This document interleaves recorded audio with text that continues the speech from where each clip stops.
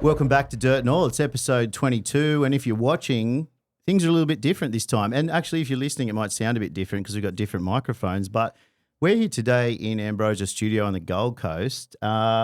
Things are a bit different. Today, we're joined by Budieta Azuria as my co-host. How are you going, mate? Good. How are you? Mate, I'm very well, always. And we're joined by two guys over here who are very well on their way to being the top of their game. The two of three Global Operator Challenge finalists, Tim Lamb from Daracon. Thank you. And Shane Poole from Diamond Excavators. How are you, mate? Gentlemen, how are you? Good, thanks. So today's episode is a joint initiative between WesTrac and Hastings Deering. Bit of friendly rivalry that might occur later in the episode. Absolutely. But look, guys, most people listening would be familiar with the Global Operator Challenge platform. But for anyone listening who hasn't met you before, can you give us a bit of a short who you are, where you're from, and what do you do day to day? Who wants to go first? Is this going to be competitive? Shane Poole. We're from Townsville. We've got a little business up there, Diamond Excavators. So we're just mainly dry hire and wet hire business and around a local area, but we go all around North Queensland. So, yeah, just more of a detail sort of company, and we're proud of what we got. Great. Yeah. Cool, mate. Well, look, it's great to have you here. And Tim from down south. Thank you. So Tim Lamb. I work for Daracon Group in Newcastle. Very large, very large family-owned business. We do, civil, mining, but everything. I mainly just run a digger, 30-ton digger, and currently sub it out to some major projects in Newey. Yep. Yeah, it's good. Yeah. Well, look, being from down that way myself, very familiar with the Daracon brand. Not so familiar with Diamond, but I'm sure after today we're going to be well acquainted, mate. Yeah. So, and Buddy, feel free to do your thing here, mate.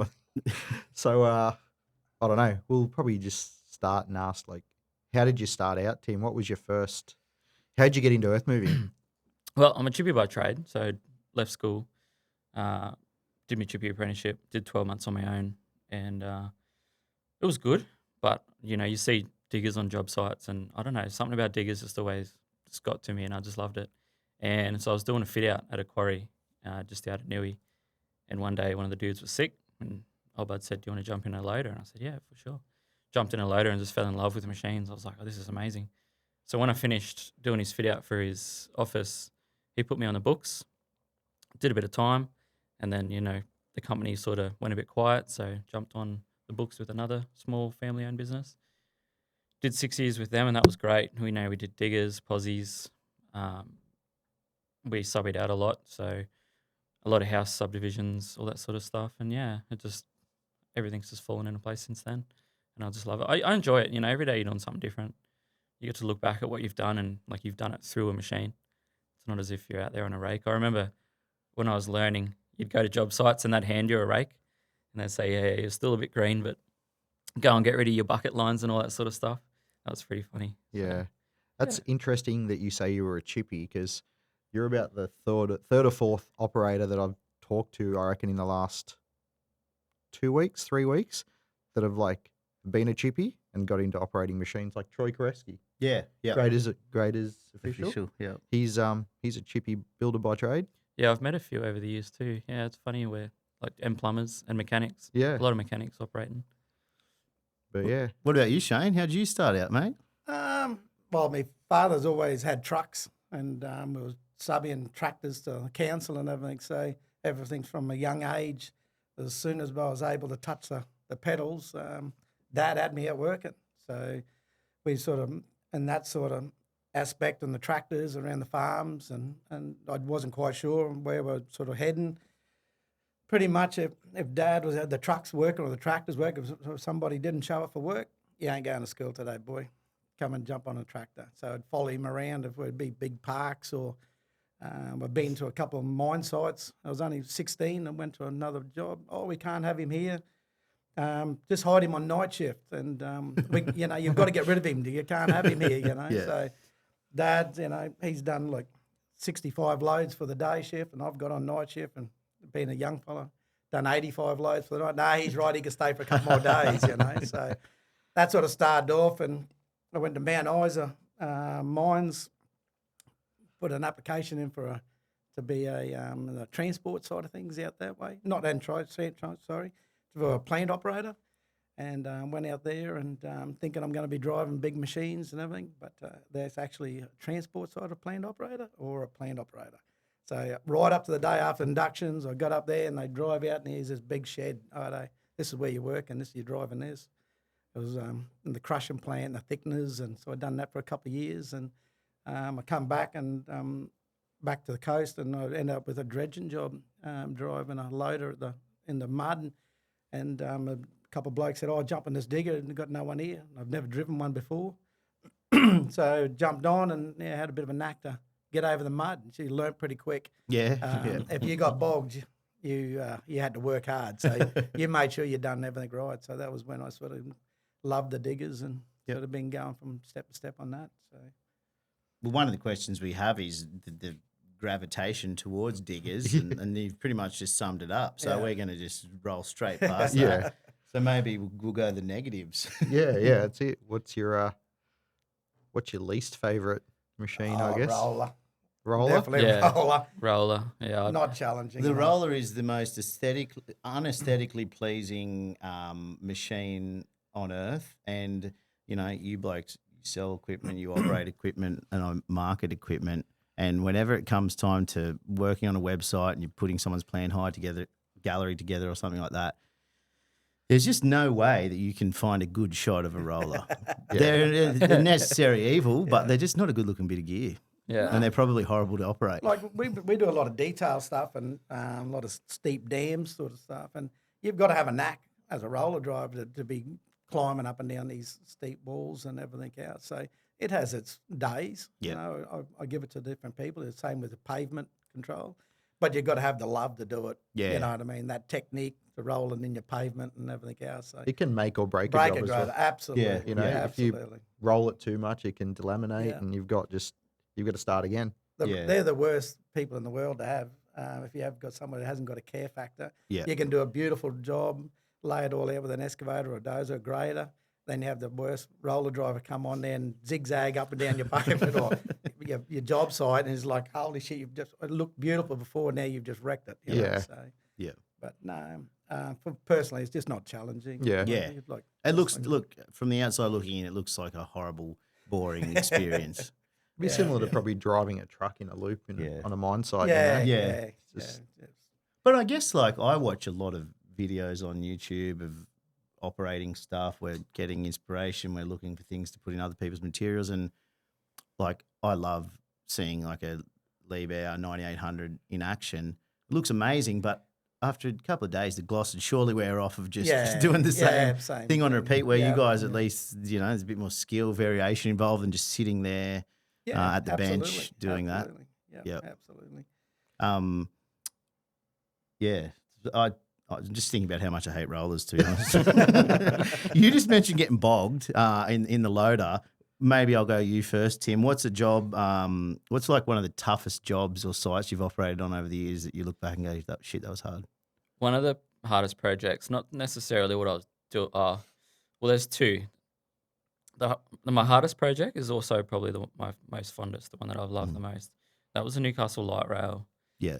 Because there was just absolute chaos. So, 40 diggers in the space of a few hundred meters and just services. But it was hard because it's you're mentally strained. You're digging around 33 kV. You can't stuff up. There's no error. You hit the line, you're dead, basically. But I love a challenge too. So it was hard. The hardest night for me, we were digging out the front of the current or the new train station for where they leave off to start their journey along Hunter Street. And we dug. It was a night shift, and we had to dig all the curb up, dig through. There was I'll send a shot in so you can probably post it on your I'm very familiar with socials. how it looked because I was living in Newcastle East at the time and I was working in Hamilton and I had to drive through it every day. And my commute got substantially longer. So this particular night, we had to rip all the curb up, find all the conduits, but there was gas, there was optic, and we had to put props across the top of the trench to then hold them so we could dig under them. It It was that I was that peaking out and stressed. The next day I broke out in a rash. Oh shit. Oh, Yeah, wow. my whole back was because I was just freaking out all night. I was fairly, this is 8 years ago, and I've only been in the industry for 10, so I was fairly green, and I was like, "What am I doing? This is this is way above me." But it's a challenge. I love a challenge too.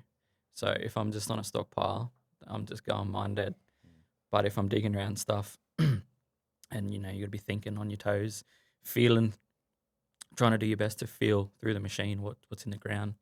Yeah, so I'd say that's probably one of my hardest, but it was also not hard as in, you guys know what I mean. It's Yeah, like yeah. hard because you strain, but it's also what I love, so it's funny. Yeah, well, and it's those moments that probably lead to you guys sitting here. Like, what about you, Shane? Where it's obviously probably not getting bogged in a loader. What's a tough job? No. That you... I've been lucky enough to work with some outstanding clients over the years, and I've got a couple of clients. I've been with them for 20 years from their first job to their last. Even their first job was 2.5 kilometres out in the ocean, low tide, walking across mangroves, and that one was fairly challenging. So, and it's grown over the years. We could actually call them special ops. Yeah, right. So when you get a call up from one of the directors and saying, "Hey, we got a job," I'm like, "Holy shit! I got to start training. How many weeks we got?" And physically, like a weight vest on and doing burpees. Oh, And, mate, you've just got to start mentally getting yourself prepared. 'Cause Yeah. some of the jobs we've done, you just can't talk about them. It's you're pushing to the limit. Yeah. So they are testing. So I know when we get a call up, she's righto, what are we involved? And you just get yourself mentally and physically ready to go. So I've been challenged a lot over the years. So it's been really good. That's the hard side of things. What's the positives? I like the culture, like lunchtime you get out and you chat with all the boys and everyone's happy. You make some good friendships, good morale. You make, I've been fortunate to work around Australia with a few different projects and they're lifelong friends now. You don't forget them. It's a big industry, but at the same time it's small. So people you meet 10 years ago, 5 years ago, you always bump into someone on another project. Yeah, it's good. What about you, Shane? I love passionate, for the industry. I've been passionate with Cat. And us moving forward, being a bit older in the industry and everything else, I'm sort of enjoying. I've got my 2 sons and my daughter. We're a real family business, so learning from the 2 younger generation coming into the business with their phones and how to get them mentally, sort of prepared. And it's taught me a lot to where I need to be, how I can communicate into the new generation, people coming into the industry. Instead of the old days of just flogging them and yelling at them and come on, get over here and just get going.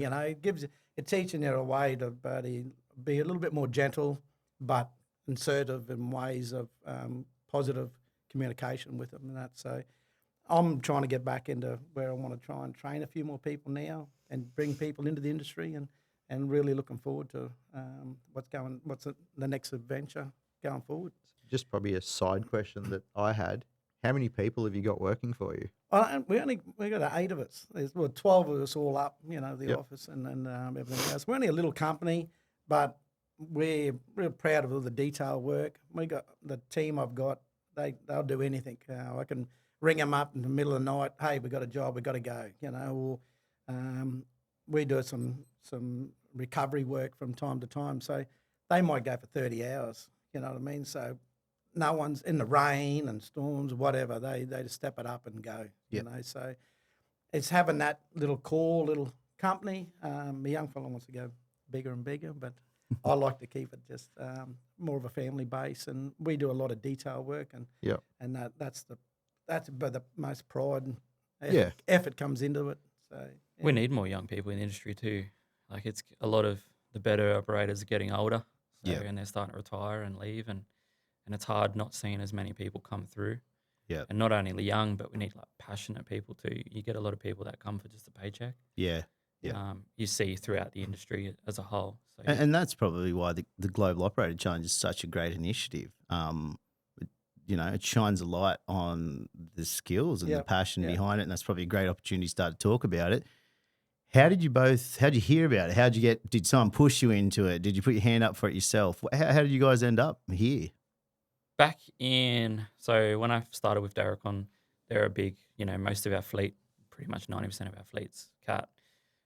So they, they put a call out. They asked me if I wanted to go in it in the 2023, was it? Yeah, 22, the last one. But my son was born, so I was entered, but I had to pull out. Yep. But I've always been keen to, give it a crack. And then this year it come back around, and I said, yeah, why not? Something to do. I was more keen on playing on all the latest and greatest new gear that they use in the comp, and sort of didn't think too much into it. Like I could have never imagined I'd make it this far. This far. So I thought, yeah, go along. We'll a few other Daracon people were going, and you get to meet all the other people that are going. So yeah. What about you, mate? How did you get here? We sort of, when Hastings was hosting the one in Toowoomba, back I think it was 2023, 22 sort of thing. That would have been 23. And we were all going to go with the young fellas and everything else. And we come on, let's go and do it, go down. And then we got too busy and it was too hard to get away and do it. So we went over in 23 for ConEx, myself, my two boys. And we watched the old global operator on the first day. And they had the backhoe operations going on. And we just like, holy hell. They threw the operators into the deep end pretty much. There was blokes there that had never even been on a backhoe on the challenge, and they sort of nearly rolled it, and a couple of them had to stop, woo back, So, and we sort of seen, we could probably do all right, on these sort of challenges. We might have to have a look into this, and then I was trying to talk to Caterpillar about hosting and doing more training at home. We offered them to come up home. So Hastings come and done a training day, and we sort of gotten more involved. And when an opportunity came up, I said, "I'm looking, you can host the training day in the Global Operator Challenge at our premises." So they actually held it there, and I was going to go in it, and I just said, "I'll just pull out." I was going to say, it'd be kind of weird if you didn't. It's at your place. Yeah, but it was like I was self-noting to myself, like it's on my property, and if something happens, if I'm going to win and everything, and everyone's like, no, you've got to do it. And I'll give it to Hastings. They kept hiding everything and kept moving things around. So even though you don't know for those that don't know, you don't know what's coming, what the challenges are, what you're going to be on operating. the day, especially for the state side of things, you don't know until you get there. Yeah. I sort of knew that was what happened on the property, so they kept me away from it all. You weren't creeping down at night with a head torch on. No. So it was pretty, and that's when like I was pretty in a bit of a way. I said to them, no, and they said, no, we've kept you away. It's an honest way of doing it. Yeah. We had a lot of people there, and when I did win that one, I was very like, surprised in a way too. But then I had a lot more pressure on me when we went to the semi-finals because I had to back it up. Yep. If I didn't back it up there, and then something like this guy was really good when it was at his house. Yeah. So I had to back it up, and that's when we went over. Yeah, that's like Japan. We didn't know what we're doing until 48 hours before the comp. Yeah, right. We got the email when I was technically on the plane. Yeah. So you couldn't practice because you didn't know what you're doing. I was trying. I was pestering my company, Daracon, for any time on anything because I'm sitting in a digger with Daracon. You get assigned a machine, so I've got my digger and basically in that all day, every day, until you wear it out. So trying to get some time on other gear can be a bit tricky, and I was trying to get some practice, but we got over there, and with no practice, it had been 6 to 8 years that I'd touched a dozer. So on the morning of getting in the dozer in the competition, I was sweating. I was sweating bullets. Yeah. I had to ask the bloke where first was. I was that embarrassed. Mate, I just to share my perspective of that, when we were renovating this place, I hadn't reversed a box trailer for about 12 years. And I just think I was okay. And I've come to the tip here. And so I'm trying to imagine how you felt. Man, I stuffed it up so hard at the tip in front of all these blokes. So yeah, man, I'm sort of imagining that. Well, I was that nervous once I eventually found forward and got running. My leg was shaking that hard I couldn't control the accelerator. So I took my foot away from the clutch and I was just using the revs to control the dozer because I just couldn't. Yeah, everything was falling apart. I was just crumbling. But I pulled it together when I sort of made it through the course and I got the tyre into the goalie thingamabob, and I was like, okay, I've done half the course now. Let's see what we can do, as long as we don't take out any poles or anything else, you know. Is that how you felt in the scraper at Shane's place? Yeah. It was very muddy that day, and the guy that was showing us all the technology, mate, I felt sorry for him because he was getting bashed around in that scraper. Yeah. So state, you know, and a lot of people would be aware, state finals here in Australia, and then you guys are obviously off to Japan for the Asia Pacific semis, I guess it is. What was that like, competing on that, starting to move into the international stage? Yeah. It was the top 19 of the Southern Hemisphere over there, and we met everyone on the night before, sort of head back, and I think it was the biggest thing over there when you first go over there, like, I just don't want to be first.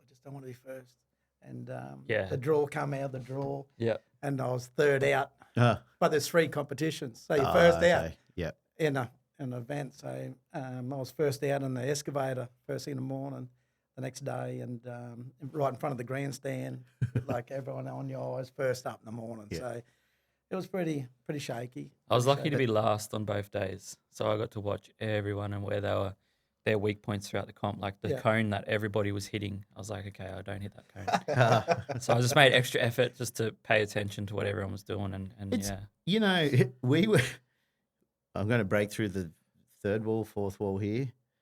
Reese, my producer, and I last night after dinner, we were on YouTube and the show popped up, and I don't know if you've seen it before, and it's the German marble train show. Yeah, I saw the shorts. So if anyone listening's not familiar with it, Google German marble train show, and a model train goes around a track, and the contestant has to put a marble in a little marble run. You got to try and drop the marble down at the same time as one of the train carriages ends. But the other contestant has to wear an eye mask, so they can't learn and read the timing or weak points or anything like that. So, it seems like you had somewhat of an unfair advantage, mate. and that's going to be coming into Vegas, which is going to be great. What we've seen in Vegas, it's only in one day, and all the operators are at the back. So we don't have that advantage. It is a big. Sorry, Tim. That's going to suck. It is like the 2-day event. I give it was an advantage. Yeah. If you were first up, you didn't know your times, didn't know where your weaknesses and where you could pick up time. And then if you watched that, and the longer you watched later on, you knew where your time limit was, and everyone sort of timing and seeing the feel of everything. So it was the facility they had it in Chichibu, a nice little village. It was beautiful. Yes. Absolutely amazing. Like 5-star facility, big air-conditioned grandstand to watch it all. Yep. I didn't want to come home from Japan. I loved it over there that much. You've been to Japan? I have. I've never been to Japan. When I come to grab you guys before in the next room, everyone's talking about Japan, and I felt really left out. What was that like, boys? Give me some tips. Well, I actually went to the training facility and went to the factory tour. You guys would have been to Akashi. Yes, yeah. So that was really good. Like, it's just some of the stuff. Like, we went there. It was a long time ago, 2017 or something. And it was just a training week that we went for when they released the next gen, when they released the F series actually, with 2D and everything on it. And mate, it was amazing. Like the factory, like just. The Akashi factory was so good. When you go through it, it was there's no buzzers or beepers. They just play music, and it's like I don't know, whatever melody they played on those machines to tell you that they were coming past. No one beeped a horn, and and there was no one stressing. It was just unbelievable. The culture over there is just next level. And when you watch the factory of the line going down, there might be a 50-tonner getting built, but then behind it's a 20-tonner, and behind that might be a 15-ton machine getting built. And if someone gets stuck, the people come, if that station gets stuck, the people from the station in front come help, and the people from behind come help to keep it going. Yeah. I think it was every 16 minutes or something. They popped it was cool to stand on the platform, and you could look down, so directly below you could see just the base chassis plate of a digger under the cab. And then, 50 metres down the line, they were tracking it off the end of the production line, or probably longer than 50 metres. Yeah. But yeah, you know what I mean? Like, it was cool to watch everything getting built. Did you blokes use the opportunity to see more of Japan, travel around as well? Yeah. We went and done go-karts in the main street Oh, of Tokyo. yeah. Who Go are run you? that. You get to choose your character. Is it Mario or you Toad or Luigi or Princess Peach? I always get picked the littlest fella there. Don't you worry about that. Yeah, I've never been, as I said to you blokes before. I'd love to go. Love Japanese food, and I go to a Japanese barber, and I talk a lot, as you can probably tell right now. But that sort of hour when I go to the barber every couple of weeks, they don't really talk to you, and I like it. And I just sit there. I actually have micro sleeps. It's When you- amazing. Like on the trains over there, dead silent. Yeah. It's just Yeah, the ringtones of the stops Yeah. and stuff. Yeah, not allowed really on Yeah. the phone Yeah. too much. Can't be too But loud. just what blew me away, just even the elevators, they all stand to one side. So if Mm. any and the respect for Yep. different people. So if anyone's in a hurry, you just scoot up the right hand side. We It's stayed just back for a week. tidiness. We stayed back for a week after the comp and just immersed ourselves in the culture, just like myself, my wife, and my son, and cruised around and had a bit of a look. And yeah, we loved it. It was good. What Hastings and Caterpillar done for us over there was really, really good. The whole journey has been great, really, really good. It's next level. Something we would have. Someone had said 6 months ago, this is what you're going to be doing. You know, it's people need to be involved. Yeah. Sort of thing. So get in and take advantage of it. It's such a cool thing, and it wasn't until this competition when I understood so much about it. Yep. Where I've been aware of it in the past, but you know, and over time, like when did the first heats begin? How long has this process been to get to here to ConExpo? Only June, July last year. Yeah, June, July last year. yeah. Yeah, Our- like for yeah, our July, heats. August. Yeah. Yeah, but I mean, Yeah. like, it's not like they're wrapping the whole comp up in 12 weeks. It spans, Yeah, 12 months. yeah, you know, yeah. 12 months yeah, essentially. Yeah, it is. Yeah. Yeah. Yeah. Like so when the results came in and you both secured those spots and went, wow, we're going to the grand final. We're going to Vegas. How did it feel? Oh, I was just for me to buddy. It just sort of it gives me a bit of validation for all the years of Yeah. done hard yards, you know, and really trying to respect everything I've ever done work wise, and to win that over there and to go and you know represent Australia and our regional area, Queensland and Hastings. I've never been over there before, so it's an absolute honour. It's you know it's a craft, you know, to get to where you got to go, and when you're this standard. Yep. And you know you got to step up your game, and Yep. I love the challenge and bring it on Vegas. I was a bit dumbfounded when they called out the names because you got at the start you got your participation trophies, everyone got those, and then they started calling out from the end. Like, so I was the second runner up, which is third. But in my mind, when they called it out, I didn't understand, so I kind of stood there a little bit dumbfounded, and they're sort of looking at me like, "Come on, get up here!" And yeah, so getting the trophy for that first couple of seconds, I didn't know what was going on. I was like, "Holy dooly, how did I get here? Like, I've done this." Yeah, I felt super blessed. I could not have imagined going into the comp that I was going to make it this far. Yep. All the operators, don't get me wrong, all the operators throughout the comp, whether it be in New South Wales, Japan, they're all great. It's I think it's the nerves that kind of separate you between everyone. If you can control your nerves, I think that's the sort of The competition's there to mess with you. yeah. Yeah. Yeah, they've got Yeah. it set up so They rev you up, Yeah. you know, Yeah. cameras in your face and stuff. yeah, you know, it's just there to unsettle you, and it's wherever it can be. Just take that breath and everything else. And Yeah. Well, they relax. also throw different machines at you. Like I know in our heats in New South Wales, we never had a dozer. Mm. Yeah, that's Like, right. You know, Yeah. did you guys have a dozer in your?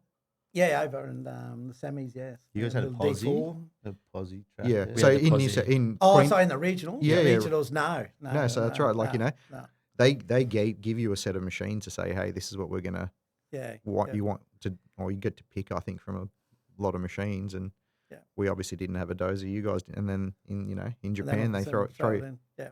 Yeah. So I loved how they use all the centenary grey stuff too. That was pretty awesome. yeah. Yeah. You're going to get there, it's going to be a roller. They're going to have a microscope. Yeah.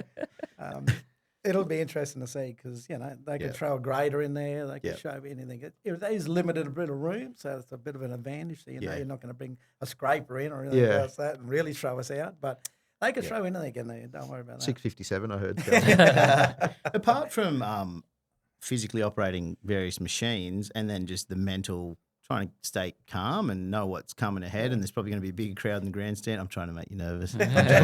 What have like Hastings and WesTrac both respectively have obviously been so good to you guys in making this happen? We'll start with you. How's WesTrac been with the prep? They've flown you up here. Yeah, they've been fantastic. Yep. They've like communication's been awesome. Reaching out, checking in, how you doing? What do you think you need practice in? Yep. What do you just all the different sides of the competition? They've been great. So I got Lyle. Massive shout out to Lyle. He's absolute legend. He is. He's been sort of my go-to guy throughout the comp. Yep. He works for WesTrac, and He's the Daracon CSM, so he looks after all the product support side. Okay, yeah, cool. Great. yeah, and just him as a bloke, he's just an absolute gem. So Genuinely nice guy. yeah. Yeah, and Daracon have obviously been really supportive They of your have. journey as well too. Daracon have been absolutely amazing. I couldn't have done it without them. They've helped me every step of the way with a few other bits and pieces in the background. So no, it's been. Yep. I feel, like like Shane said before, if someone said this is where you're going to be in 6 months, even if someone at Daracon said that, I was like, no way.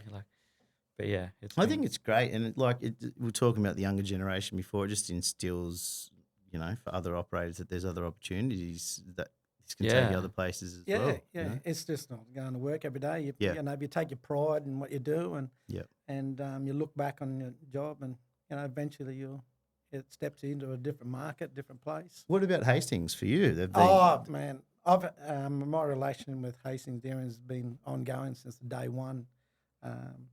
Ever since I brought my first machine, I've had an outstanding relationship. They're part of the family to me, and they've treated me exactly the same way back. So I give them every respect, and they're just we're family. I give it to them. I can't. There's not one part of my history I've had trouble with Hastings Deering. So right from the finance, the sales, the backup support, the crew, has everyone been great. So Hastings has been anything I need to do, whatever happens. I'm lucky enough. I've got some machines at home, and I've got the property to play around with. But obviously, with the new tech coming through and everything else now, we'll be stepping up to. Make sure Tim doesn't get too big of a advantage on us.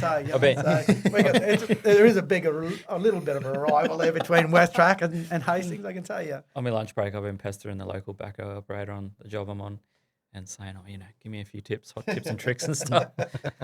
And speaking of rivalry, you picked Tim up from his hotel this morning. Yes. I was the one that had to text him, and I felt like, but no. No, like...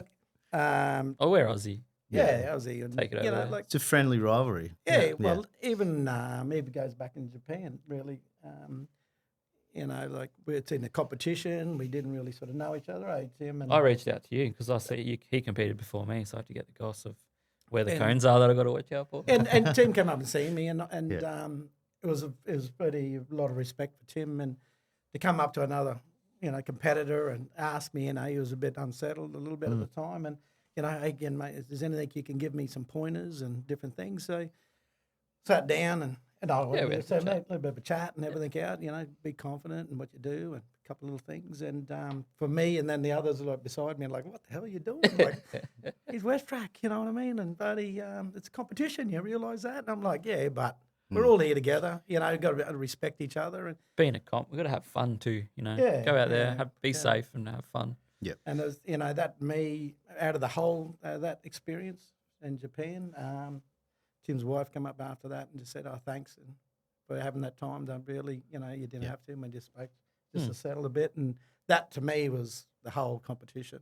That's what it's all about in a way. Like if you can help somebody in regard to that, even though we're all there battling it out, it might be different in Vegas, but Who are you? but that's part of the industry, we all respect each other. We're all there for the same things, so we're not here to bash it. Imagine in Vegas if it's like 1 and 2, like either of you, Yeah, they would definitely be recount the scores if we both faded up. You never know. Top three. Like yeah. there's people from all over the world, so So how many people are here in the next in the finals? What's the? There's only top 9. We're in 10, 9 or 10? 9. 9. Yeah, as far as I know, so Tim and I are Have you been doing like your Facebook stalking? Your competitors and some of bit them of are red recon? hot too. Yeah. Some of them are red hot. So I'm like, oh whoa, this fella's just pedal to the metal. Yeah. So yeah, it'll be a good day. Well, yeah, I'm gonna be on the ground. I'm looking forward to seeing it in action. It's gonna be great. It will be awesome. Yeah. Do you expect the pressure to feel different there than Japan? Yeah, I reckon It's going to be turned up. Yeah. Yeah, 'Cause everyone's going to be excited. It's just not you're going to have a lot more friends and family and everything there. And, Are you bringing a good crew over with you guys? You're bringing your wife and son as well? yeah, we got a lot of clients actually going for the football as well over there. Yeah, So, so are we. Yeah, so it'll be full on. It'll be full on. They're all going to Caterpillar being on their home turf too. Yeah, They'll be Yeah. excited. Yeah. They'll be to be actually on the world stage. Yeah. Pretty much. It's it's the pinnacle of all your life, up to me anyway. In the industry we've been for so long, and to be there representing and actually in front of everyone, it's going to be just got to try and settle it down and go and do it. They said the grandstands hold a few thousand people around. It's pretty big. I'm just going to have to block it all out and just look at the ground and try and concentrate. Yeah, I think once you're there, you'll be in the zone kind of thing, and you'll be okay. yeah.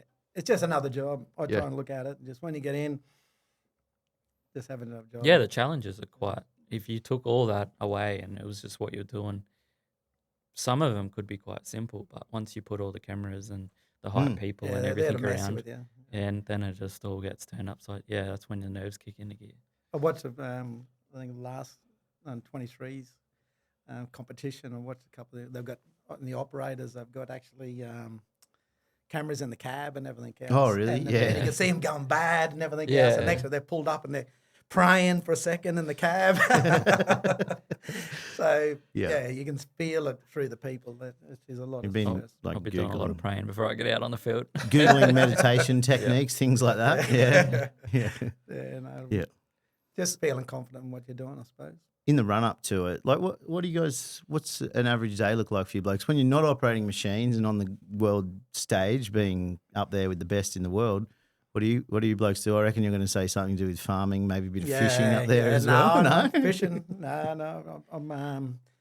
I love my land. Yeah. Everything else. So I'm sort of up to try and since because my young fellas there, we got a fair bit of competition going between ourselves. So I try and keep up everything. So I'm up at 4 a.m. doing gym to try and keep fit. Cool. We've got to be able to keep driving with them so that I don't like anyone to beat me and that sort of things. So I start early and go hard all day and run around. And then at night time, it's nothing for me to be jumping on a tractor at night time and catching up and keeping on it. Everything. So Shane's got quite nice grass. We were discussing this earlier, and then a lot of rain. Tim mentioned that he's got a bit of a hobby that's Yeah, if you Google at the meme of like a dad in their 30s and their hobbies, and it's like smoking meat, mowing lawns, and Golf. whatever else, it's basically me without the golf. Yeah. But yeah, It's like working on cars, mowing, golf, or smoking meats. it's like one of them, and I think. I've clicked 2 of those boxes. So I love playing with me pellet smoker. I probably use it 3-4 times a week. Just different foods. I've destroyed so much meat, it's not funny.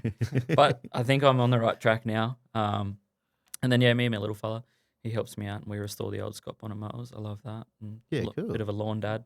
Yeah, nice. So in a comp with all the other people in the street, they don't know that they're in the comp though. That's it's funny, when my wife and I bought our first house in Newcastle, I straight up said I wanted the goal to be the best lawn in the street. And I quickly learned that, like, no matter how well you keep on top of it, if your neighbours don't care, a lot of it's just keeping the bindies and the crap out. You get wind comes across. But when we moved up here, we're on a bit of a slope block, and we copped the cyclone, and I finally got it to a nice stage, real nice buffalo out the back, but all of the bad weed, the seed pods have come down the hill, and I've just given up at the moment. You can't give up. No, we're renovating the house. Like, it's going to get excavated anyway, so I've just sort of given up a little bit. But I don't know. I never thought it would happen to me, but the passion for the lawn, researching, I was using just like bin dye. My mate rang me who's right into it, and he's like, "No, you got to get on the bow and arrow." Like, the boys have a group chat. Yep. It's mate, I'll have to check it out because I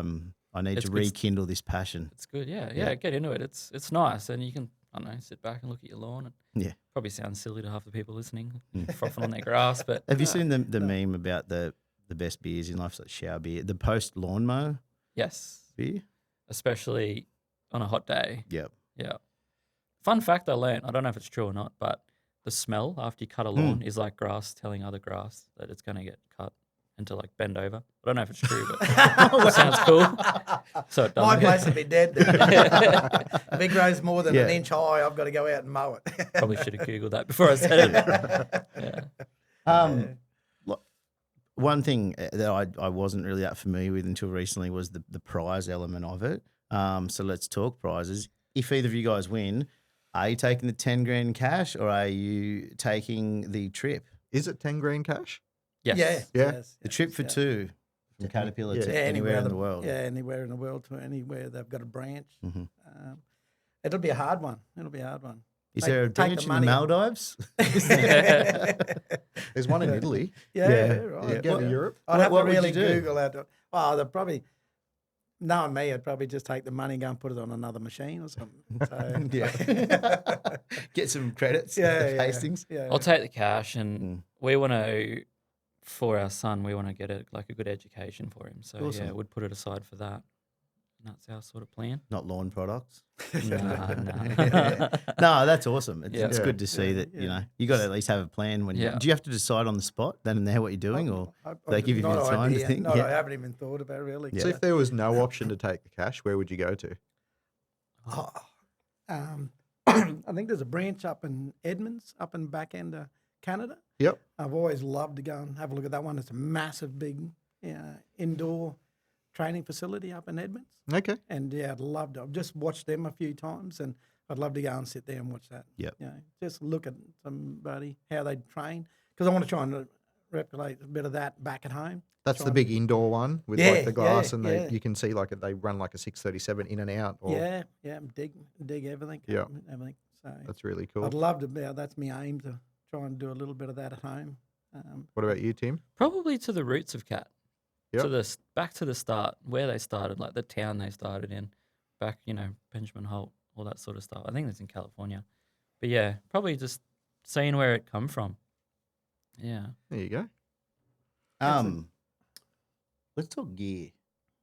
We're talking all things machinery operation. I think I'm going to hand it over to you here. This is your domain. Oh, Here we go. so what do you think is been the biggest innovation or step up that you've seen in your career lifetime? The innovations, they just keep stepping it up. It's, with the excavators and the payload, Yep. it's so handy now.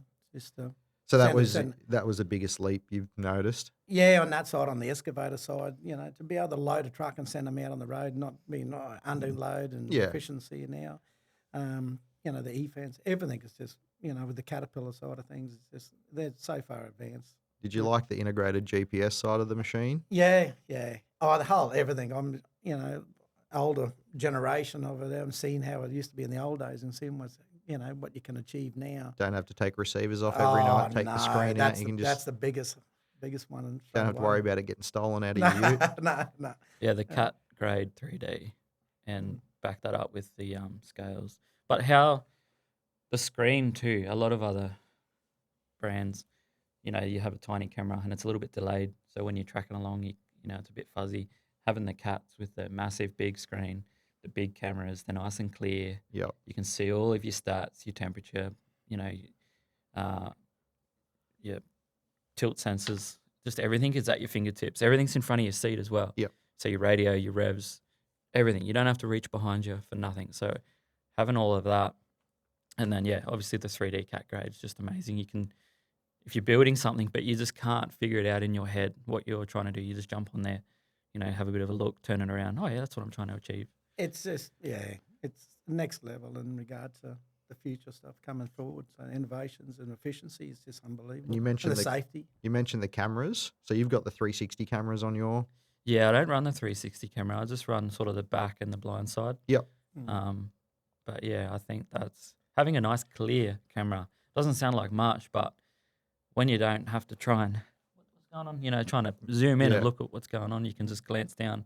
It's and see good with everything. those next gen diggers on your right hand side. Like Yep. it's stepped back a little bit, so you haven't got a blind spot. So if you look at the digger, the car body is like offset. So you're sitting here in the cab, and then back here, a bit exaggerated, is your right hand side, and you climb up over the middle, so there's no step up over the tracks. Yeah, okay. Yep. So yeah.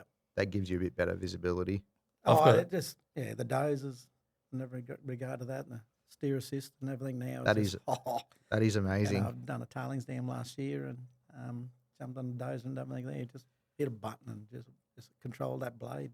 And it'll, like steer assist will actually pull you around a roundabout. It'll turn the dozer without you touching it. Yeah, right. Yeah, So it's like lane guidance in your Amarok or whatever. It'll just hold it. yeah.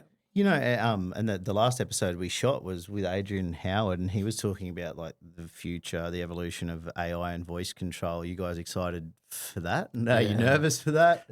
No, bring it Yeah. on. Bring it on. Everything that sort of Cat's put ahead in front of everyone it's operator friendly. It's just the older generation's just got to realise how efficient they're actually trying to make it for everyone. They're not going to take your job away. You're still going to need operators. They're a fair way ahead too, like the next gen diggers compared to some of the other diggers in the market. I feel like they're just so far advanced to the next best thing. Yeah. It's you know, me, but not being an operator, trying to get in that headspace of, you know, you guys as being really good at what you do. That not an element of threat to it, but like I distrusted AI, and I still do very much for a lot of things. But I'll share an insight from our world. So a couple of nights ago, Reese and I were in here, and this isn't a shameless plug for Ambrosia Studio in Currumbin Waters on the Gold Coast, but we have a photography studio. One of our points of difference is that we have a huge automated lighting grid in here. And so basically it doesn't matter if you know what you're doing with studio lighting. You can come in and from an iPad on the wall, select your scenes, and the iPad speaks to a receiver. The receiver sends it wirelessly via DMX up to these lights. I've never done this before. Like I knew what I wanted to do. Yeah. And ChatGPT, the technical info that AI was able to assist us with, but we're up a ladder. It's nearly midnight. We're worn out, and you got your hands full. And I'd never really used the talking to ChatGPT thing before. It's insane. But I will say, I hope there's never an uprising, because I think there's a few swear words traded, because it's but amazing. And I hope, like in the future, that you guys are able to embrace the assistance that it's going to give you. As I think in the civil, it's probably going to take a little bit longer because the jobs are so every day they're different. Yes, and you're doing different tasks, and just little stuff like sitting on a stockpile and having the pile move. You can feel it in your bum in the seat. Yep. I don't think AI is going to be able to feel that sort of stuff and know, oh, okay, now we're sinking. We're going to get out of here. Yeah. I think there'll be a few. Yeah. AI is never going to know you've blown a hose. Nah. You know, like it's Pressure sensors would probably pick that sort of stuff up. But not as quickly as you would. yeah, Yeah. 100%. Yeah. Just that little sort of stuff. Mining, I reckon, 100%. They can hook into that stuff quick. And we spoke to Troy Karevsky from Graders Official a long time ago about this, and he was talking about like being able to, like moisture when you're doing final trim grading. You know, never say never though. It's pretty amazing. Buddy, I think you were always ashamed to tell anyone this, and then when I told you we were getting one as well, both of our wives have Teslas. And man, and I'd probably regret even saying this on the podcast, but it's actually so fun to drive, and it still amazes me every day what it can do and how smart it is. So you never know, man. If they can refine it so that people can drive around autonomously on the roads, you never know where it's going to get to I think that would scare me the most. in your world. I'll have to Yeah. tell my analogy of the Tesla later. It's not safe. Yeah, it's not something that you can say on camera. No. But so, looking ahead to ConExpo, what are you guys most excited to see? Obviously, you guys actually participating, but as for the event itself, what are you excited for? Is it people, technology? It's going to be everything. Yeah. It's the new tech that's coming out. I want to have a look at, see what's coming around. Yeah. Obviously, any more models, the competition, what are they coming up with? New releases, the release of new attachments. Yep. Is trying to be on the front foot with that. We Yeah. have a lot of attachments for our machines that try and minimise and, to make it more specialised. So it's interesting to see what everyone's thinking, how are they coming up with everything. So it'll be a bit of a combination of everything. Since getting into earth moving from back in the chippy days, I've always loved the ConExpo and always wanted to go. It was a dream. It was actually on my bucket list up close to the pyramids. And going to Japan, the pressure was like, I'm this far away from making it to ConExpo. And then yeah, now it'll be hectic. I can't wait to sort of cruise around and check out all the new products and like Shane said, new releases. I've never been. I've been to MineExpo a couple of times, and the one. So you've never been? Nah, man, So Japan was my first time out of the country. Oh, really? Yeah. The advice I'll give you is, I think we clocked up like 24,000 steps one day, and I was only just wearing RMs. And at the time, they were relatively new, man, blisters. Like and people have said to me, ConExpo is even bigger of a footprint than MineExpo. Yeah. So I'm still umming and ahhing about what shoes to take. Where are your RMs? 2 weeks in Japan. I checked the stats on my phone when we were in the airport flying home. For the 2 weeks in Japan, we walked 51 kilometers. Wow. Yeah. I was like, what? Sort of give yourself like a caloric even out so you can eat more great Japanese food. And we got a pram for the little fella, and he was determined not to use it. So every day he walked probably 80% of the day. Yep. And we got him a brand new pair of Vans before we left, and they are so worn out, it's not funny. For me personally, it's changed my opinion, and I don't mean that in a negative way, but do you guys think events like the CAT Global Operator Challenge are changing the way that operators are viewed in the industry? Absolutely. Yeah. Absolutely. It's a craft. Yeah. You know, when you get to the details and, you know, the professionalism of some of the operators coming through now, it's a craft, and it's Caterpillar's highlighting, you know, that there is heavy operators out there. It's an industry that needs to be renowned for. So they need to, you know, everybody that's coming through, they can sort of see the Global Operator Challenge. Hey, there is a true gold. Yep. To make your pinnacle in your industry. You know, push hard and go in these competitions and come up and show what you're working hard to be. Yeah, chatting to some of the boys at work before and after the first heat, there's a small stigma around, oh, I don't want to do that because I'll, you know, make myself look like a fool. But it's about having fun and getting to meet more people. And who cares if you look like a little bit of a, you know, like you're out there, you're having fun. Everyone's in the same boat. No one's singled out. It's such an awesome, and just the people you get to meet along the way has been amazing. Like the people I got to meet and socialise with in Japan, in CAT and high up in CAT was pretty awesome. And yeah, I think to young fellas listening or just anyone listening, when the comp comes back around in the next 3 years, have a crack. It's great. Yeah. And that's where I'm at home, you know, from the state region. There were some people who've travelled 1,000 Ks, and they had an older bloke there. And I was, you know, just sort of meeting people and having a yarn to people. And this gentleman had just drove all the way over the day before to go to the competition, an older fella. And he was telling me that on the job site, you know, like, hey, boys, we've got this, you know, competition. Nah, and you're no good, you're hopeless, and you know what I mean? And he actually drove over just to prove them all wrong to go into competition. He done it right, you know what I mean? Yeah. But it was just to prove a point to the younger generation that, you know, you've got to have a go. You just got to step it up and go and prove it. You know, how good you are. Don't sit back on the job site and say, I'm pretty confident, I'm pretty good. So get in the competition and have a go. It's open to everyone. Like I feel like I'm the oldest one actually in the competition. So I think. Do you feel like it, or do you know you are? He's been going to the gym at 4 in the morning. Yeah. Just trying to keep up, Gents, do you mind if I introduce a new segment? Absolutely. It's called Heavy Business. Mm-hmm. And speaking of business, we've obviously produced the podcast here, and it doesn't produce itself. So this segment's actually brought to you by McGregor Finance Group, and I was introduced to Craig and Chris McGregor through Phil Image from Leader Group, Leader Earthworks.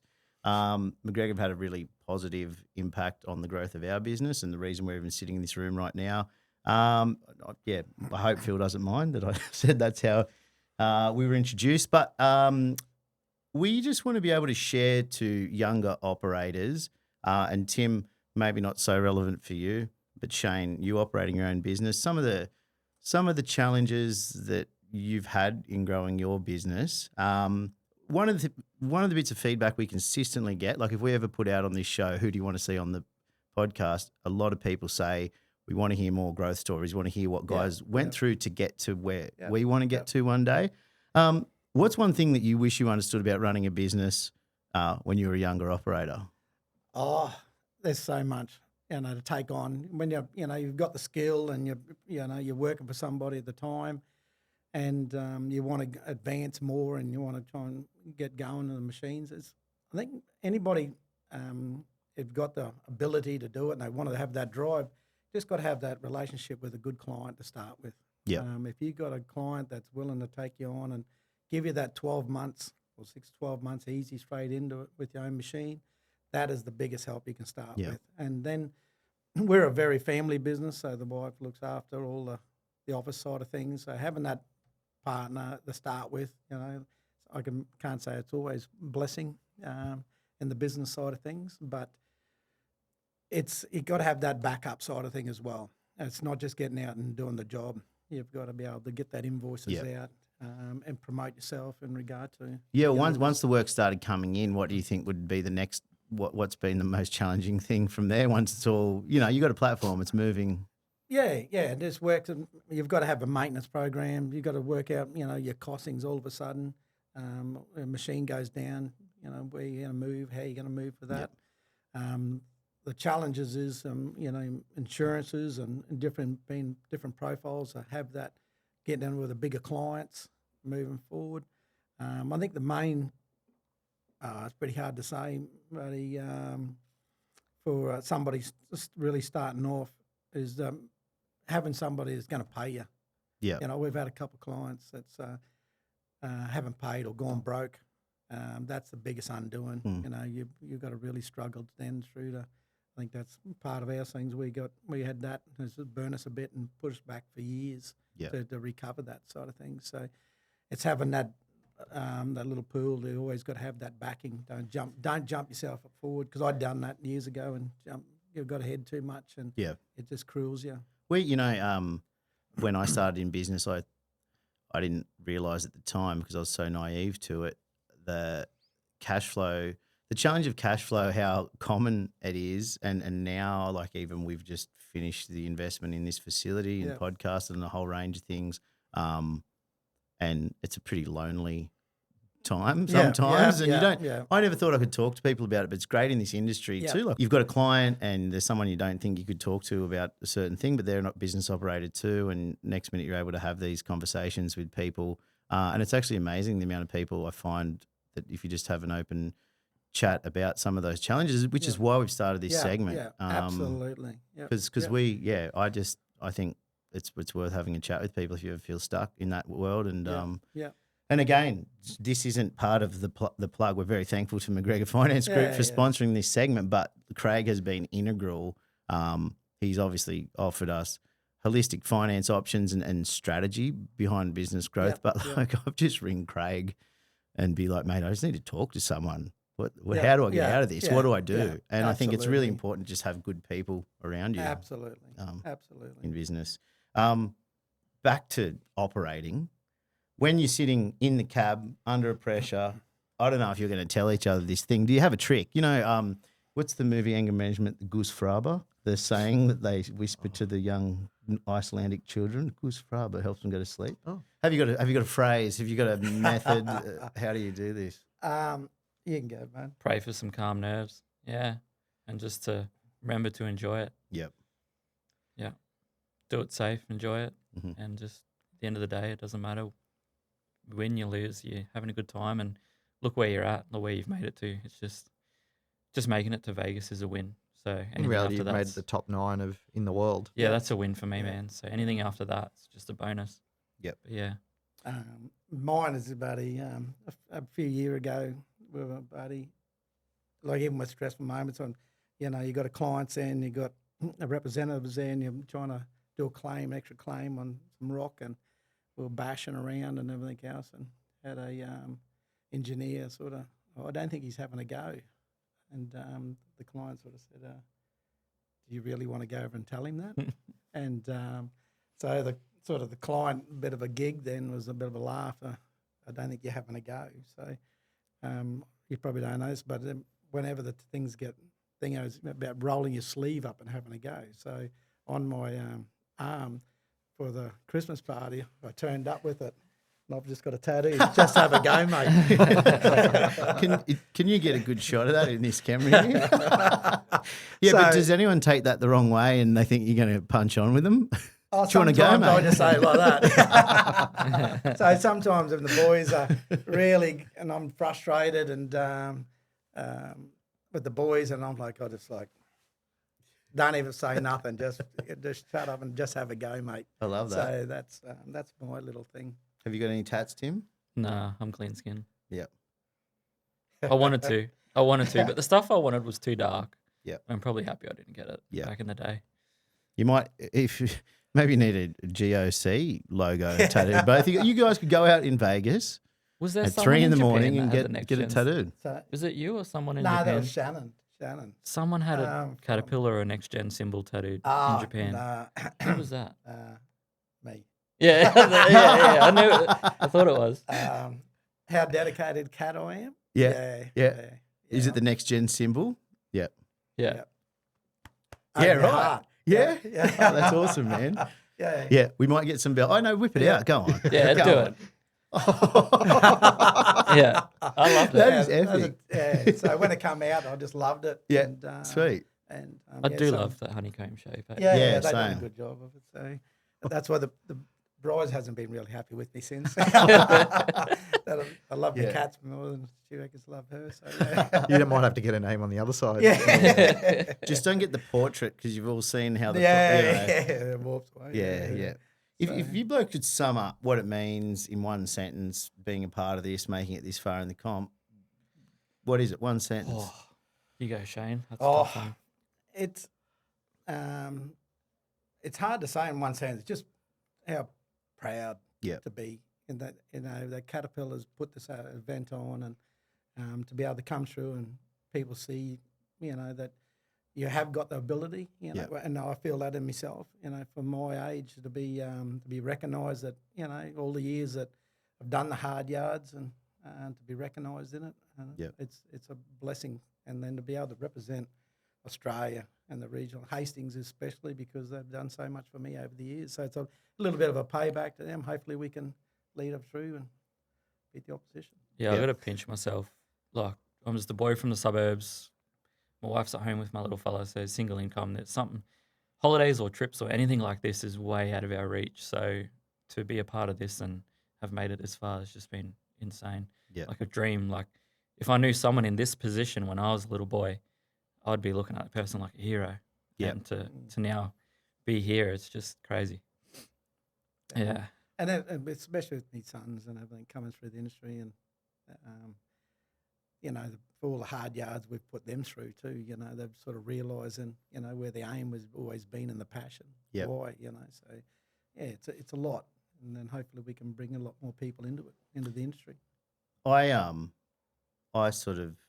went to uni. I did that sort of stuff, and to be fair, what I did at uni doesn't even probably really have that much of bearing on what I do now. But we talked about perception before, and there was a young guy growing up in South West Rocks. He left school early to be a machine operator, and look, I admittedly will say, like, people probably went, "Oh, he's a dropout." Like, you get, mate, the perception has changed so much now, and the focus on blue collar workers in Australia, and not just being the people that build the backbone of the country, but to push it into a fine art and end up on the global stage like this is such a cool thing. I love it. I'm not sure if there's any other competition in the world that's in the heavy machinery side of things. There's I don't think there's one that big no. that's on a global stage No. too. No, so and for Caterpillar to take that on straight up and do that. What's that, Tim? I went digging through the shed because I swore when I was a young fella I had Caterpillar toys, and I've got V8 supercars, and I've got a couple, and they're all Cat. So this is from 2000, when I was 10. So I was like, this has been in I've loved Cat since I was a little fella, and I thought I'd bring it along to the pod. So it's a 2000 model XR8 AU, and it's still in its box. It's a bit battered, as you can see, but I thought I'd bring it along. Well, mate, I see your model, and I raise you one. Here, I've got a Cat Centenary 2-ton die-cast model. I'm going to maybe take the top off it. Holy dilly. And what this is, it's a prize. And you guys have probably noticed that we have, and this isn't staged. So if you're listening or Yeah. watching this, we haven't even talked about why the buzzers are on the table, really. But there's a quiz coming, and massive shout out to Chris Gander from That is WesTrac Cat, who has put the effort into Here we organising go. this thing. Opposition. So I actually picked the buzzer that I thought had the best sound, and I'm not using it because I'm the quiz master. And Woody's the adjudicator. Can you guys just test your buzzers, see if they work? Yeah, that's pretty powerful, that one. So we're going to ask you guys the quiz. If you buzz in first and get the answer right, you get 1 point. If you buzz in first and get the answer wrong, you lose 1 point. And as punishment, the other contestant gets a free guess without losing any points if they get it wrong. Chris, you've made this really complicated. I'm going to need a pen. You're going to need the pen. You're the adjudicator. We're actually probably going to make this a separate segment video as well. So, if nobody buzzes in, I'm going to pass the question. And questions. Excel spreadsheet to run. I This. know. And questions keep getting asked until the end. We should have live crossed to Chris. He's really across this. He could have done this. And And these are based on what? yeah. Well, if the ending results in a draw, we're going to move to the tiebreaker question. Yeah. Okay. So without much further ado, I'm just going to start to ask the question. If I was you, mate, I'd probably do 2 columns, Tim and Shane, and just start to mark or remove point. Hang on. I'm going to have to. We'll get to the. That's a lot of paperwork. Oh, no. There's a lot going on here. Hang on. I'm at paperless business. I went out and bought a printer Just for this. for this. I'll do my own Excel spreadsheet here. Did you know this was coming? Did you have any idea that there was a quiz or a prize? I got a thing yesterday saying the quiz. Very vague. That Oh, was you it. knew it was coming. Quiz. Okay, cool. No, cool. no, well, but nothing else. I'm like, Yeah. what? Here we go. Here we go. Yeah. Okay, so guys, what year was Caterpillar officially formed as a company? Shane. 2025. Oh. You're not finished Bang, answering. sorry, Yeah. So, Cat Inc. yeah, 1925. Yeah, that's right, mate. Sorry. No, you're right, man. 100 It's years. no. See, this is good Yeah, practice for yeah, the yeah, actual yeah, challenge. yeah. Which 2 companies merged to create Caterpillar Tractor Co. in Tim? Holt and Best. That's it. Holt Manufacturing Company and CL Best Tractor Company. So we're currently 1 point each here. What was the original name of Caterpillar before it became Caterpillar Inc.? Holt and Co. That's incorrect, mate. It's Caterpillar Tractor Co. Mm. Mm. No, you should have let Shane answer. Isn't that the Oh, thing? yeah. Who is credited with coining the name Caterpillar? It was his photographer or a journalist who was working for Holt Company. It was his. He worked for Holt, and they were just. And he come up with the He name came up Caterpillar. with a caterpillar, and then he was just the design of the caterpillar, the way it moved, and that's Yep. how they come up through it. See, I believe you more than the answer I've got in front of me because the answer is Benjamin Holt. I've got, but that sounds Nah, more legit. nah. Christopher photographer. Can you just He was a Google this? photographer. Yeah. Yeah, it was his photographer. I feel like Joe Rogan. Hey, Jamie. Pull Wow, it just cut back to me and I'm holding a phone in my hands now. So who is credited with coining the name Caterpillar for the company's tractors? Was it Benjamin Holt? Was it a photographer who worked for him? It was actually a photographer who worked for them. While Benjamin Holt was the inventor of the track tractor, Yep. Thanks, mate. Okay, we're going to give you both a point for that, I think. Yeah. Because, actually, no, we're not. You He got got it it. right. He got it. Okay, Yeah. sorry. It's been, All right, Shane okay. yeah, got it. okay. Okay, so Shane's got one. Sorry. WesTrac here, come on. Yeah, sorry. Okay. So in the 1930s, Caterpillar introduced its first diesel engine tractor in what year? 32. 31. Shane's got it. 31. Damn it. So hang on. I've got to go through these. Yeah, you lose. Okay, he's still at 0. You get 1. Ooh. Oh. This deducting thing's savage. Yeah. It's pretty savage. But you can't go down past 0. Yeah, no. So you can't go past 0. In the 1980s, Caterpillar officially changed its name from Caterpillar Tractor Co. to Caterpillar Inc. What year in the 80s?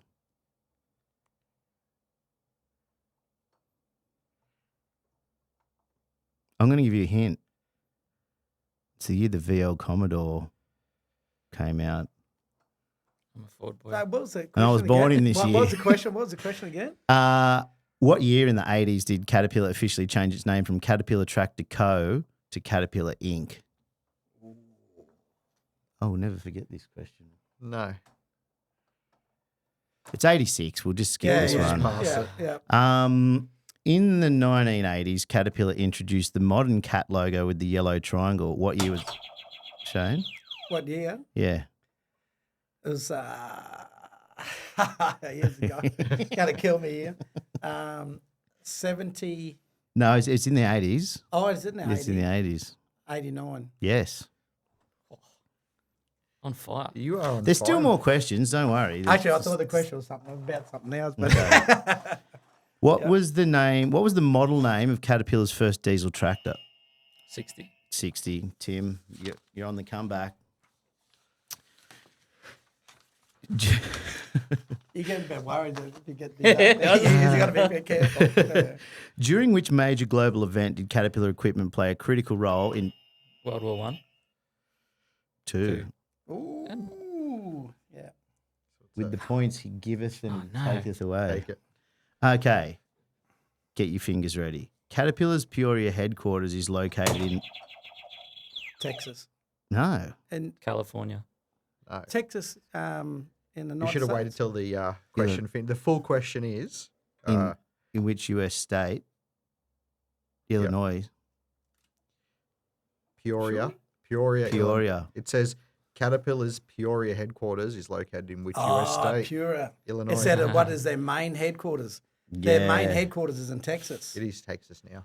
Okay, so That one should be off for you. That's the 50-50. first one you've got wrong. That's 50-50. You guys are competitive. I love this. What is the full name for Caterpillar's iconic colour for its machinery? Battleship grey. Or is it No, their iconic colour for its machinery. highway yellow? No. Caterpillar yellow. Yes. Yes. Yeah, it was a trick question. 'Cause it had to be the full name as well. That's the same as the last one. You've got your eyes on the on the prize. You think? Yeah. Okay, so in what decade did Caterpillar first expand internationally outside the United States?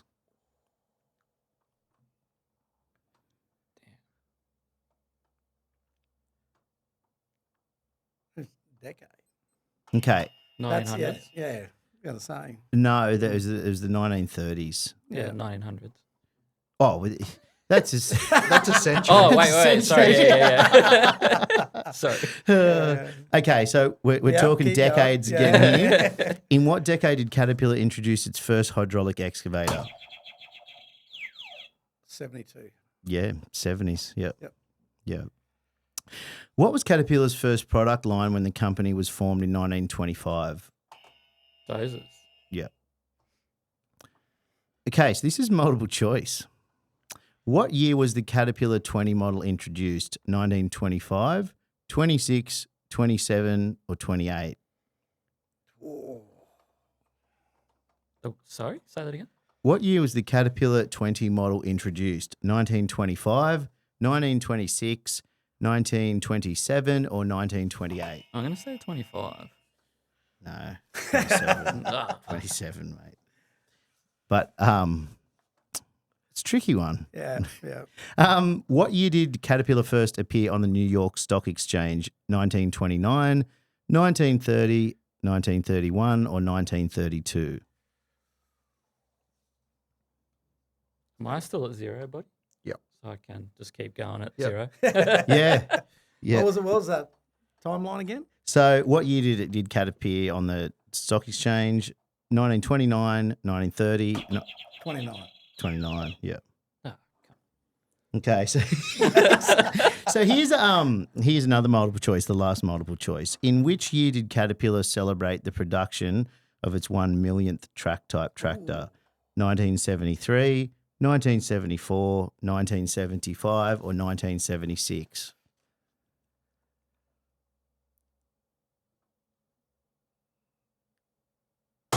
76. No, 74. I'd never go. Get ready for this one. In what year was WesTrac founded? You should know this. Oh, I should. It even says here, this is for Tim. It was about 15 years ago, I think. Keep Thank you. going. No, because it was in WA first. It was in WA first. Oh, yeah, sorry. Yeah, I'm sorry. I don't know that one. That's okay. It was 1990, so we'll give you a point for that anyway because I just think you're still on 0. In what year was Hastings Deering founded? Oh, Go. get Come on, smashed. Shane, That's you should know smashed right back. Yeah. You got nothing to lose. Nah. It did, I'm just trying to go back. It says here, this question is designed to ensure Shane gets an easy point towards the end. It says the same thing for yours. Yeah. That's probably one thing I can't sort of pick up on. So it's going back a fair while too. Fair while. Go on, have a guess. Oh, it'd have to be. I'm just trying to think when I first brought mine. It would have been before then. I reckon it was before. Yeah, I you were know. Then born. I'm going sort of going Yeah, back. I reckon it's before you were born, probably, yeah. Oh, I don't know about that either, but yeah. I reckon it is. Yeah. Yeah. Righto. 65. No, 32. Holy Mm. shit! Yeah, Wow. I didn't, mate, I'm shocked I for that as well. Yeah, that's Wow. Yeah. crazy. Yep. We'll give you a point as well. Yeah, we have to. Yeah. So, What was the name of Caterpillar's first motor grader? Auto Pro. Auto.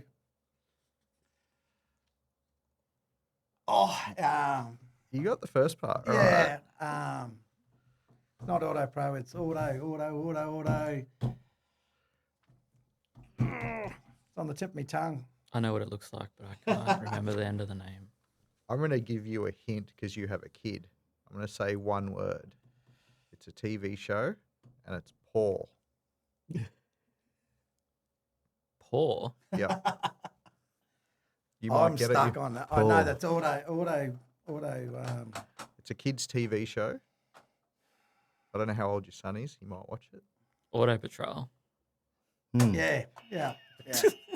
That's 50-50. That should I got give the me first one. half, you got the second half. That gives me 1 point. I'll give you 1 each. Right, well, let's tally these results up. Yeah, I think I'm at 1. Use that. No, you've got 2. I failed high school, so that's why I'm not good at the books. 1, 2, 3, 4. God damn. Congratulations on your 5, dozer win, 6. Shane. Is this going to be like in Vegas, mate? Shane, congratulations. That is an Oh, awesome no, model, that's- man. that's I haven't awesome. touched it. It needs a bit of a buff there. You should get the. I There's actually a wanna take stand it that out. goes with it. That's Yeah, so outstanding. there's more to it. There's a stand here. There's like a glass yeah, perspex yeah, back and yeah. a black Yeah. one that sits. Excuse me for one second. That is a beautiful model. But there's been some runner-up. Sorry. Very professional. There's some runner-up prizes here too. Oh. So everyone that participates gets a 100-year Caterpillar hat. Thanks, I don't sir. reckon you should. Thank You got a really good price, Shane. And no, so yeah, the good ones are for you guys. Ooh. These really nice 100-year Yes, cat. And I think Chris might have sent me a hat too. So I'll just keep this one over here. And then I believe we get a 100-year cat keyring each as Yeah. well. Sweet. Yeah. So They're very nice. everyone gets a prize, Very nice. even me. So look, guys, we used to wrap this thing up with 5 quick ones, sorry, but we don't really have anything planned for the end of this episode. There was an additional quiz that was around the NRL, but again, I looked at the rules and they were very complex. I don't know about you, but if I'm ever out having a drink, some dinner with some friends, and someone pulls out a deck of cards and says, "I'm going to teach you a card game," I just gloss over. Yeah, I can't, yeah. and that's what I just did when I read the rule structure to that. So I'm just going to ask you a really simple question: do you both follow the NRL? No. State of origin. Yeah, that's why I want to Yeah. know State who's of going to win origin. the state of State origin of this year. Queensland, mate. New South Wales. Yeah. Oh, we let them try and win the first one. And then come over. We're giving a bit of confidence, New South Wales. I was only saying last night, I've always laughed at my mates that have become defectors, and one of them listens to this show. Joey, born down south, he's a Broncos supporter. He backs the Maroons. And he's just like the biggest trader going. And I've been up here for 18 months, and I've always said I'd never do that. And I was only jokingly saying last night, I should buy Maroon's jersey. Photoshop a picture of me at the Caxton with Joey. But look, guys, have you got anything else you want to add, Buddy? No, it's been enjoyable. Yep. First one back. Yeah. And look, Same guys. shirt. Yes, we haven't mentioned that. So Buddy was the first ever episode of Dirt and All, our previous studio, and this is the exact same shirt. You're now on the first episode at the new studio. Well, it's And- the same style. And guys, we will, if you're still listening here in the episode, it is a different format now.